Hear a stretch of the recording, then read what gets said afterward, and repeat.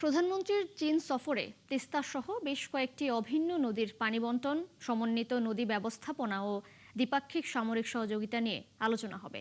আর Malaysia সফরে বাংলাদেশ থেকে শ্রমিক নেয়া, আসিয়ানের সমর্থন আদায় ও রোহিঙ্গা সমস্যার সমাধানে দেশটির সহযোগিতা সহ দ্বিপাক্ষিক বিষয়ে আলোচনা করবেন তারেক রহমান। প্রধানমন্ত্রীর চীন ও মালয়েশিয়া সফর নিয়ে সকালে পররাষ্ট্র মন্ত্রণালয়ের ব্রিফিংয়ে এসব তথ্য জানিয়েছেন সচিব আসাদ আলম সিয়াম। রিপোর্ট নাদিয়া শারমিনের। আইন অনুযায়ী সরকার গঠনের পর থেকেই প্রধানমন্ত্রী তারেক রহমানের প্রথম বিদেশ সফর নিয়ে জল্পনা কল্পনার অবশেষে অবসান হয়েছে। আগামী রোববার ২৭ জন সফরসঙ্গী নিয়ে প্রথমে যাচ্ছেন মালয়েশিয়ায় এবং সেখান থেকে ২৮ জন সফরসঙ্গী নিয়ে যাবেন চীনে। প্রধানমন্ত্রীর সফর নিয়ে শনিবার পররাষ্ট্র মন্ত্রণালয়ে এক ব্রিফিংয়ে সচিব জানান, মালয়েশিয়া সফরে দেশটির শ্রমবাজারে আরও বাংলাদেশি শ্রমিক নেয়ার আহ্বান জানানো হবে। ফোটানোর ঝামেলা ছাড়াই নিরাপদ পানির জন্য ঘরে আনুন পিওরিট। কল করুন 16627। মালয়েশিয়ার বিদেশি শ্রমিক আনার ক্ষেত্রে তারা সেই পুরো প্রক্রিয়াটাকে একটা রিভিউ প্রসেসের মধ্যে নিচ্ছে। সুতরাং আমরা মনে করি যখন রিভিউ প্রসেসটা শেষ হবে তখন বাংলাদেশ অগ্রাধিকার পাবে। আমাদের তরফ থেকে তো অবশ্যই তাদের অনুরোধ করা হবে। আপনারা জানেন আসিয়ানের সাথে আমরা আরসেপ, তারপর সেক্রেটারি ডায়ালগ পার্টনারের সাথে সংযুক্ত হতে যাচ্ছি। সুতরাং ওই সম্পর্কটাও মালয়েশিয়ার আমরা ব্যবহার করতে চাই আসিয়ান নেটওয়ার্ক জন্য।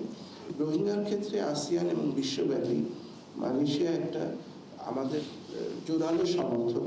সুতরাং ওই বিষয়গুলোই আরো আলোচনায় আসবে। রোববার কুয়ালালামপুর পৌঁছে পরদিন দেশটির প্রধানমন্ত্রী আনোয়ার ইব্রাহিমের সাথে বৈঠকের পাশাপাশি সেখানকার ব্যবসায়ী ও বিনিয়োগকারীদের সাথে আলোচনা করবেন তারেক রহমান। বিদ্যমান সম্পর্ক আরো গভীর এবং বিস্তৃত হবে বলে আমরা আশা করছি। ভূরাজনীতি ও আঞ্চলিক রাজনীতির কারণে চীন বাংলাদেশের কাছে গুরুত্বপূর্ণ। তাই পররাষ্ট্র সচিব জানান, বেইজিং সফরে ১৭টি চুক্তি ও সমঝোতা স্মারক সই হবে। আলোচনা হবে তিস্তা সহ বিভিন্ন অভিন্ন নদীর সমন্বিত পানি ব্যবস্থাপনা নিয়েও। তিস্তা তো আলোচনা হবে বলে আমি ধারণা করি। আমরা তো দুর্বসে প্রসঙ্গ, সেছাড়া অন্যান্য নদী ব্যবস্থাপনা বা ওয়াটার ম্যানেজমেন্টের ক্ষেত্র থেকে আরো আলোচনা বিস্তৃত হবে। থাকবে সামরিক সহযোগিতার আলোচনাও। দ্বিপাক্ষিক সামরিক সহযোগিতা যেটা আছে সেটা নিয়ে আলোচনা করব। ২০২২ সালে চীনের প্রেসিডেন্ট শি জিনপিং এর বৈশ্বিক উন্নয়ন উদ্যোগে বাংলাদেশকে যুক্ত হবার প্রস্তাব দেয়া হলেও এতদিন তা আটকে ছিল। প্রধানমন্ত্রীর সফরে তার বৈশ্বিক ৪ উদ্যোগ নিয়েও আলোচনা হবে। সে ৪টি বৈশ্বিক উদ্যোগে যোগ হওয়ার বিষয়টা আমরা মোটামুটি কনসিডার করছি, যোগ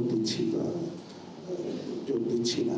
তবে আমরা নিশ্চিত করে বলতে পারি প্রেসিডেন্ট শি যে বিশ্ব নিয়ে নতুন চিন্তা ভাবনা করছেন সেটাকে আমরা মনে করি একটি প্রশংসনীয়। এছাড়া ২৩ জুন বিশ্ব অর্থনৈতিক ফোরামের বার্ষিক সম্মেলনে অংশ নেবেন প্রধানমন্ত্রী তারেক রহমান। অংশ নেবেন একটি বিনিয়োগ ফোরামেও।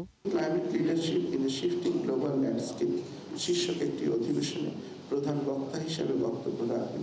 নাদিয়া শারমিন, ৭১, ঢাকা।